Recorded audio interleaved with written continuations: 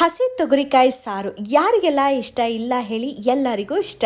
ಇವತ್ತು ಆ ಸಾಂಬಾರು ಮಾಡೋದು ಹೇಗೆ ಅಂತ ತಿಳಿಸ್ಕೊಡ್ತೀನಿ. ಮೊದಲು ಕಾಳನ್ನು ಬಿಡಿಸಿ ನಂತರ ಅದನ್ನು ತೊಳೆದು ನೆತ್ತಿಟ್ಕೊಳ್ಳಿ. ಹಾಗೆಯೇ ಒಂದು ಪಾತ್ರೆನ ತಗೊಂಡು ಅದಕ್ಕೆ ನೀರು ಉಪ್ಪನ್ನ ಹಾಕಿ ಕಾಯೋದಕ್ಕೆ ಇಡಿ. ಸ್ವಲ್ಪ ನೀರು ಬಿಸಿ ಆಗಿದ ನಂತರ ಹಸಿ ತೊಗರಿಕಾಯಿನೂ ಕೂಡ ಹಾಕ್ಕೊಳ್ಳಿ. ಈ ಕಾಳುಗಳನ್ನು ಹಾಕಿ ಒಂದು 5 ನಿಮಿಷ ಬೇಯೋದಕ್ಕೆ ಬಿಡಿ. ನಂತರ ನೀವು ಬೇಕಾಗಿರುವಂಥ ತರಕಾರಿನ ಹಾಕೋಬೋದು. ನೀವು ಕುಕ್ಕರಲ್ಲಿ ಮಾಡ್ತಾ ಇದ್ರಂದರೆ 1 ವಿಷಿಲ್ನ ಕೂಗಿಸ್ಕೊಳ್ಳಿ. ಹಾಗೆ ಕಾಳು ಬೇಕಾಗಿರುವಂಥ ತರಕಾರಿ ನೀರು ಉಪ್ಪನ್ನ ಹಾಕೋಬೋದು. ಇಲ್ಲಿ ನಾನು ಕಾಳು ಬೆಂದಿದ ನಂತರ ಒಂದು ಈರುಳ್ಳಿ, ಬದನೆಕಾಯಿ, ಆಲೂಗೆಡ್ಡೆ, ಟೊಮೆಟೊ ಇಷ್ಟನ್ನು ಒಂದೊಂದನ್ನು ಹಾಕ್ಕೊಂಡು ಮತ್ತೆ ಕರ್ಬೇವಿನ ಸೊಪ್ಪನ್ನ ಹಾಕಿ ಕಾಯೋದಕ್ಕೆ ಇಟ್ಕೊಂಡಿದ್ದೀನಿ.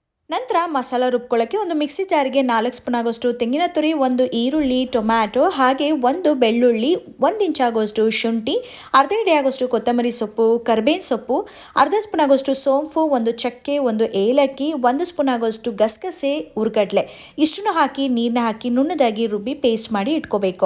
ಈ ಕಡೆ ಕಾಳು ಕೂಡ ಚೆನ್ನಾಗಿ ಬೆಂದಿರುತ್ತೆ. ಈ ಹಂತದಲ್ಲಿ ಚಿಟಿಕೆಯಷ್ಟು ಅರಿಶಿನ, ಸಾಂಬಾರಿಗೆ ತಕ್ಕಂತೆ ಸಾಂಬಾರು ಪುಡಿ, ಖಾರದ ಪುಡಿ ಹಾಕಿ ಚೆನ್ನಾಗಿ ಕುದಿಸ್ಕೋಬೇಕು. ನಂತರ ರುಬ್ಬಿಟ್ಕೊಂಡಿರುವಂತಹ ಸಾಂಬಾರು ಮಸಾಲನು ಕೂಡ ಹಾಕೊಂಡು ಚೆನ್ನಾಗಿ ಮಿಕ್ಸ್ ಮಾಡಿ ಕುದಿಸ್ಕೊಂಡ್ರೆ ಹಸಿ ತೊಗರಿ ಕಾಳಿನ ಸಾಂಬಾರು ರೆಡಿ ಆಯಿತು. ನೀವು ಕೂಡ ಈ ರೀತಿ ಒಮ್ಮೆ ಸಾಂಬಾರನ್ನ ಮಾಡಿ ನೋಡಿ. ನಿಮ್ಮ ಅನಿಸಿಕೆನ ಕಮೆಂಟ್ ಬಾಕ್ಸಲ್ಲಿ ತಿಳಿಸಿ.